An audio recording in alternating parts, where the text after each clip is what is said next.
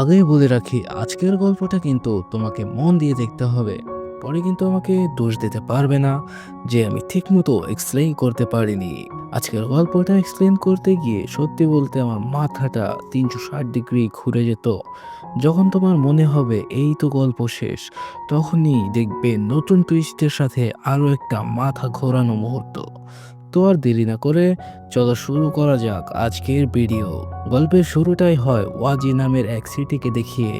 বিশ্বের সবচেয়ে বড় মাফিয়াদের আস্থানা এখানে, আর এই গ্রুপকে নিয়ন্ত্রণ করছে তাদের লিডার পৃথ্বীরাজ এবং তার ছেলে দেবরাজ।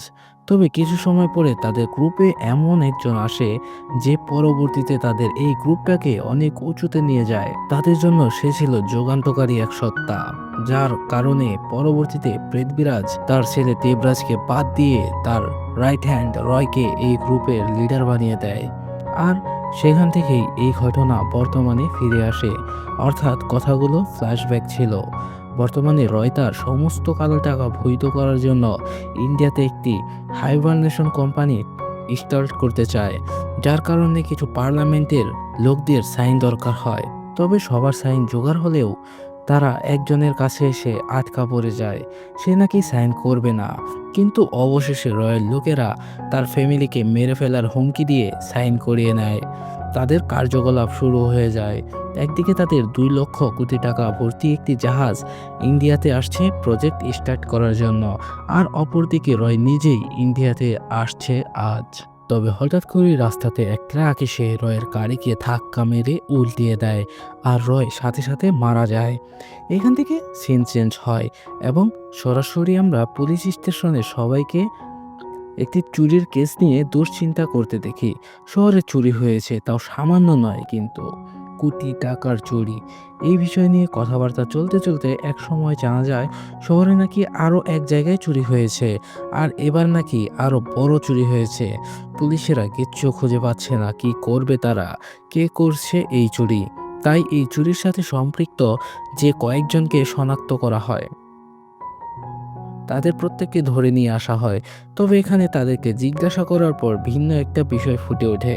তারা নাকি জানেই না তারা যে চুরিতে সাহায্য করেছে, তাদেরকে আলাদা আলাদা কাজ দেওয়া হয়েছিল। একজনের কাজ এটা ছিল যে শুধু হাওয়াতে গুলি করবে, আরেকজনের কাজ ছিল সে শুধু বাস নিয়ে এক জায়গা থেকে অন্য জায়গায় যাবে।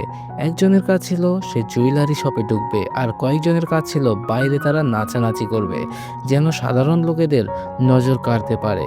এভাবে তাদের এক একজনকে এক এক কাজ দেওয়া হয়।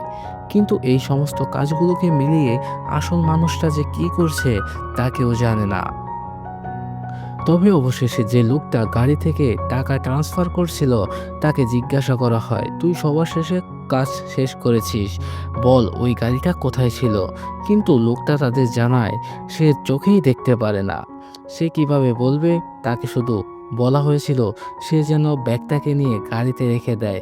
আর এভাবেই একটা মাস্টারপিস চুরি হয়ে যায় এখানে। তারপর এই চুরির কেসে একজন আন্ডারকভার পুলিশ অফিসারকে নিযুক্ত করা হয়।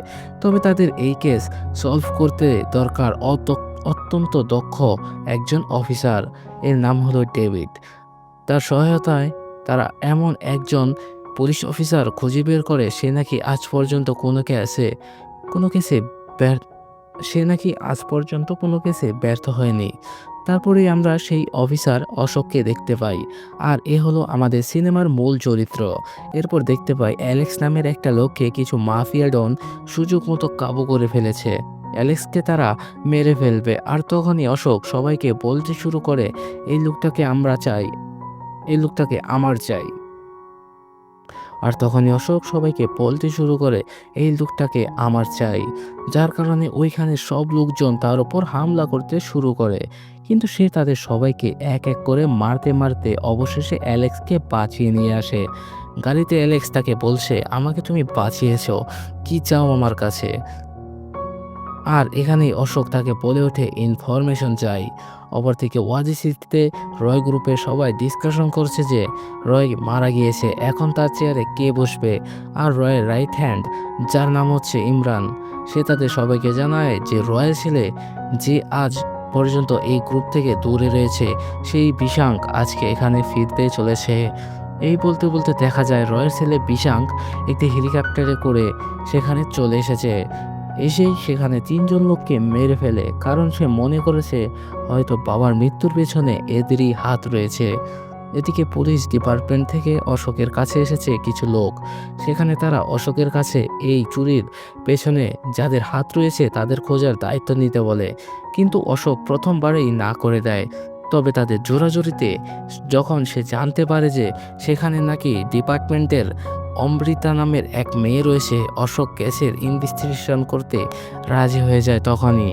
অপরদিকে অমৃতাকে আমরা দেখতে পাই সে তার নিজের একটা কেস সলভ করতে এখানে এসেছে। এখানে 3টা মার্ডার হয়েছে আর এই বিষয়টাতেই সে তদন্ত করেছে। তখনই সেখানে অশোক চলে আসে। অশোক সেখানে এসেই সমস্ত ক্লু এবং সেখানে পড়ে থাকা সমস্ত জিনিস খুঁটিয়ে তাদের বলতে শুরু করে এই মার্ডারের পেছনে কয়েকজন নয় বরং একজনের হাত রয়েছে, আর সে তার পার্সোনাল কোনো কারণেই তাদেরকে মেরেছে। আর এই মার্ডার সম্পর্কে সে তাদের অনেক কিছুই বলে দেয় যা সম্পূর্ণ সঠিক। আর অশোক অমৃতাকে তার অ্যাসিস্ট্যান্ট হিসাবে রাখতে চায়। অশোক তার দলের সবাইকে নিয়ে চুরির ঘটনা নিয়ে কাজ শুরু করে। আর এদিকে রয় গ্রুপের মেম্বারদের মধ্যে কথাবার্তা হচ্ছে পৃথ্বীরাজের আর এদিকে রয় গ্রুপের মেম্বারদের মধ্যে কথাবার্তা হচ্ছে পৃথ্বীরাজদের ছেলে দেবরাজের নাকি রয়ের ছেলে বিশাঙ্ক। তো বন্ধু, আজকে ছিল এই গল্পের পার্ট 1। তো অনেক তাড়াতাড়ি আমি দ্বিতীয় পার্ট নিয়ে হাজির হব। তো এতদিন ভিডিও দিতে পারিনি কিছু সমস্যার কারণে। তো চ্যানেলটা সাবস্ক্রাইব করবেন এবং একটি কমেন্ট করে যাবেন।